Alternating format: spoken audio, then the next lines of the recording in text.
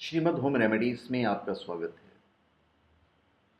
हम आपको अभी तक 22 रहस्य बता चुके हैं हमारे सनातन धर्म की, और 23वां रहस्य बताने जा रहे हैं।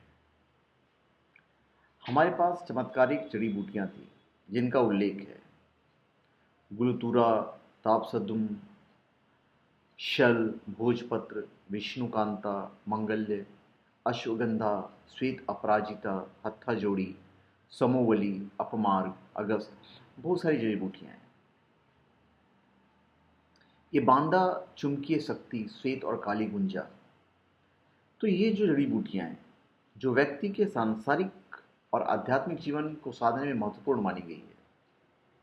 हालांकि इस तरह की अन्य कई हजारों जड़ी बूटियां का रहस्य बरकरार है।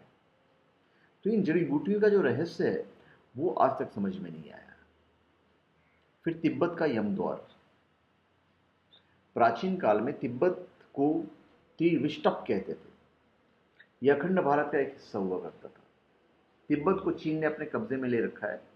तिब्बत में दार्चीन से 30 मिनट की दूरी पर यम का द्वार है।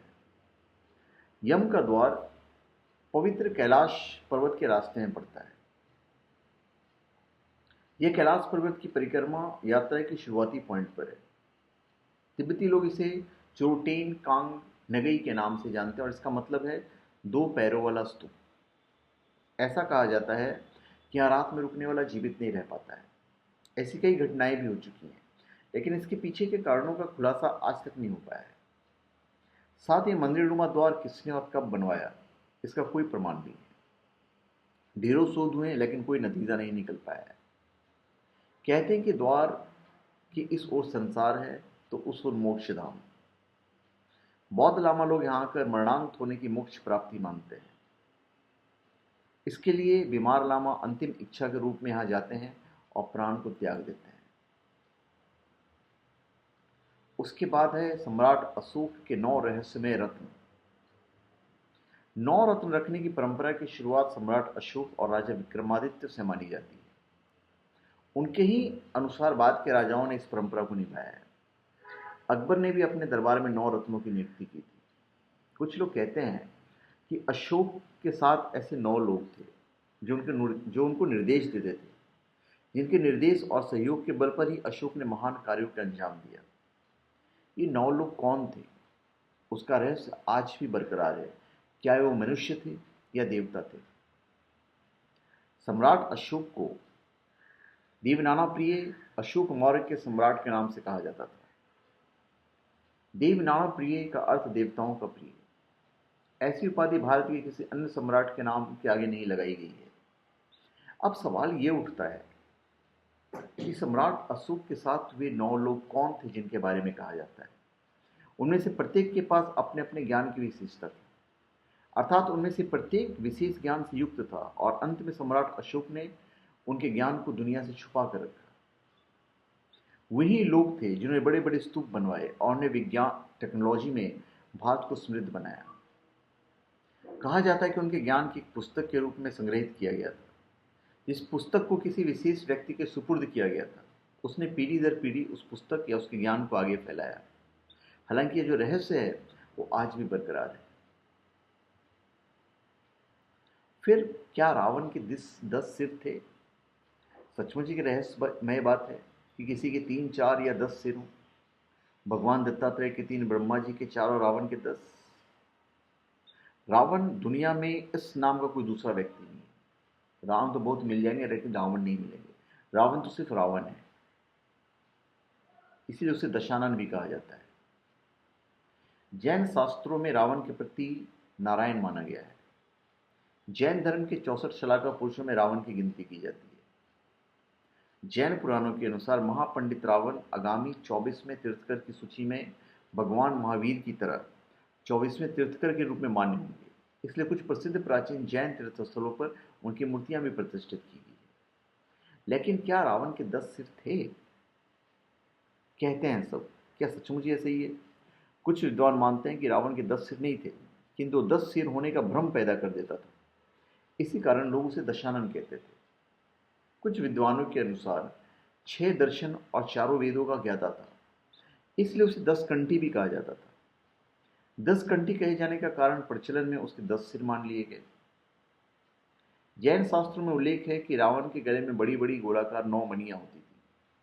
उक्त 9 मणियों में उसका सर दिखाई देता था, जिसके कारण उसके 10 सिर होने का भ्रम होता था। हालांकि ज्यादातर विद्वान और पुराणों के अनुसार तो यही सही है कि रावण एक मायावी व्यक्ति था, जो अपने माया के द्वारा 10 सिर होने का भ्रम पैदा कर सकता था।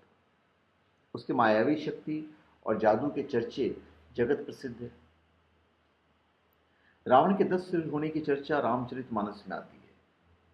वह कृष्ण पक्ष की अमावस्या को युद्ध के लिए चला था तथा एक एक दिन क्रमशः एक एक सिर को काटते थे। इस तरह 10वें दिन अर्थात शुक्ल पक्ष की 10वीं को रावण का वध हुआ था, इसलिए 10वीं के दिन रावण दहन किया जाता है।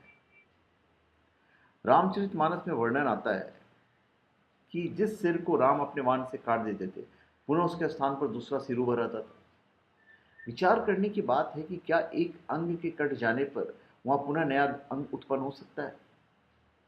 वस्तुतः रावण के सिर कृत्रिम थे, आसुरी माया से बने हुए थे, क्या था?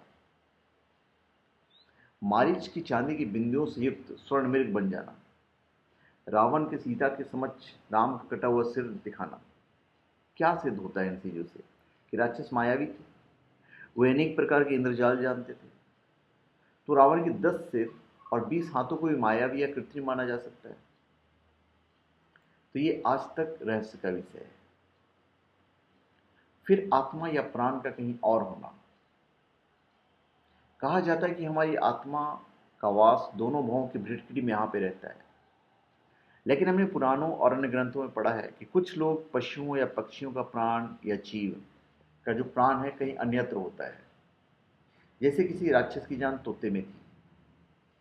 अब जब तक तोते को नहीं मारते तो राक्षस को मारना असंभव था। इस तरह रावण की जान नाभि में थी। क्या ऐसा संभव हो सकता है?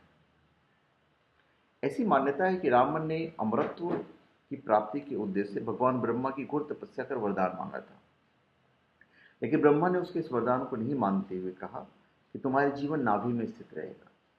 रावण की अजर अमर रहने की इच्छा रही गई।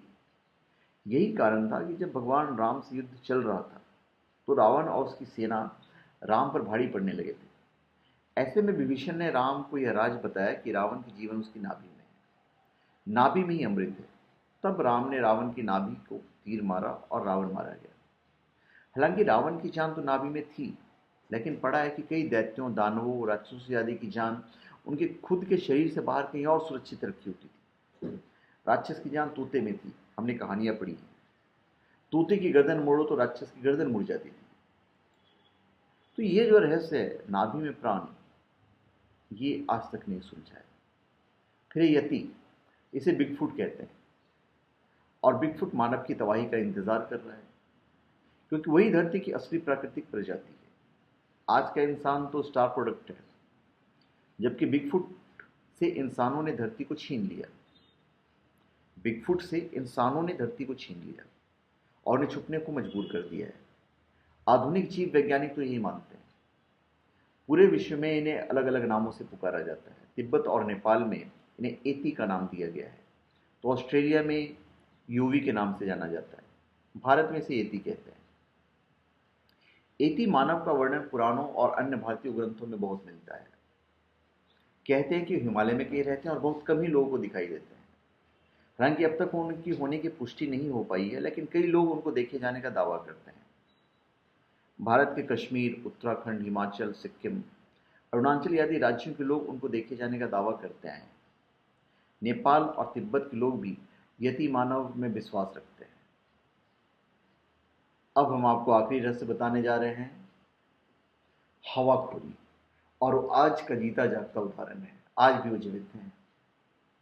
आज भी भारत की धरती पर कई ऐसे लोग हैं जिन्होंने कई वर्षों से भोजन नहीं किया है, लेकिन ये सूर्य योग के बल पर आज भी स्वस्थ और जिंदा है। भूख और प्यास युक्त सिर्फ सूर्य के प्रकाश के बल पर वो जिंदा है। प्राचीन काल में कई सूर्य उपासक हुआ करते थे, साधक हुआ करते थे, जो सूर्य उपासना के बल पर भूख प्यास से मुक्त रहते थे। और इतना ही नहीं, सूर्य की शक्ति से इतनी ऊर्जा हासिल कर लेते थे कि वो किसी प्रकार का चमत्कार कर सकते थे। उनमें से एक सुग्रीव के भाई बाली का नाम लिया जाता है।